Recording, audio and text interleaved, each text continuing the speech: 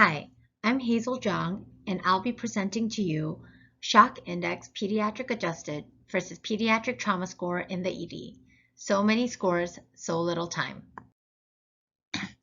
Different scoring tools have been established and validated to aid in prediction of pediatric trauma patient outcomes and survival, but not one is used consistently. Pediatric Trauma Score, or PTS, is one of the first tools ever developed and evaluates pediatric trauma rapidly in a comprehensive manner using 6 determinants to help predict outcomes. Shock Index Pediatric Adjusted, or SIPA, adapts shock index in predicting outcomes for trauma patients adjusted to the pediatric population. It is unclear which scoring tool is superior or efficient in predicting outcomes. Our objective was to compare SIPA and PTS for level 1 or 2 pediatric traumas to determine if both are effective or one is superior in predicting outcomes. This is a single-center retrospective electronic chart review study of patients 1 to 17 years old with level 1 or 2 activated trauma between January 2013 to November 2019. Patient visits were scored for both SIPA and PTS and applied to each visit separately, then placed into either high risk and low risk category as predefined by the individual scoring tools. High risk SIPA was elevated shock index for age, low risk SIPA of normal shock index for age, high risk PTS of scores -6 to 8, or low risk PTS of scores more than 8.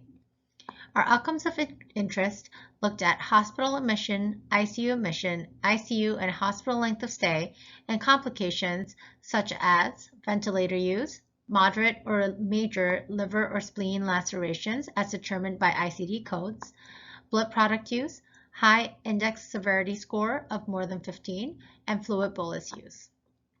For secondary analysis, we evaluated both scores together for each visit, creating 4 categories: PTS high, SIPA low, both high, both low, and PTS low, SIPA high.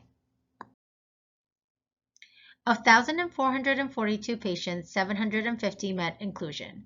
The predominant scores for each tools were low risk. When we look at Table 1 shown below for demographics and scoring details, for SIPA, 588 were identified as low risk. 162 were identified as high risk. For PTS, 667 were low risk and 83 were high risk. Similar to previous literature, there were more males of 62% than females at 38%, and a peak at the adolescent age of 13 to 17 years of age. When the scoring systems were compared, 35 visits scored high in both systems, 543 low in both systems.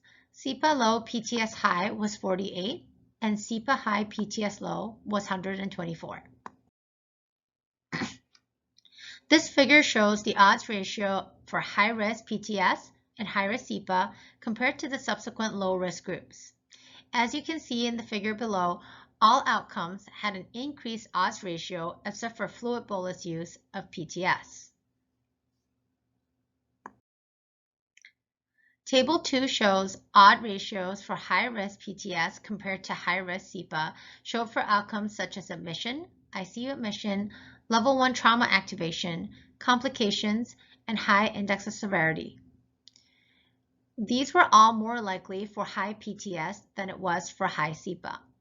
There was an odds ratio favorable to the high-risk SIPA for fluid bolus. For secondary outcomes, we compared the 4 groups against each other as shown in the table below. This showed if both scores were high, there was a higher likelihood of outcomes except for in fluid bolus use. When PTS high and SIPA low was compared to PTS low, SIPA high, there was a high odds ratio for all outcomes and complications, but a low odds ratio for fluid bolus. The following figure shows an interesting aspect, that the both high group is younger with the median of 3 years of age than the both low group, which was older at the median of 13 years of age. Both PTS and SIPA tools are validated to predict outcomes for level 1 and 2 trauma pediatric patients. PTS catches more high-risk visits, and the odds of complications and outcomes were much greater for high-risk PTS.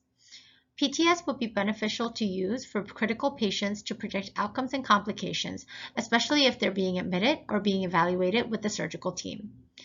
It's undetermined right now which score is more useful in the groups where the scores do not agree. SIPA is easier to calculate and will be more convenient to use in an acute setting. Given reliability of SIPA as an outcome predictor, this may be a fast and effective way to triage pediatric patients for trauma in the ED and a pre-hospital setting. Thank you.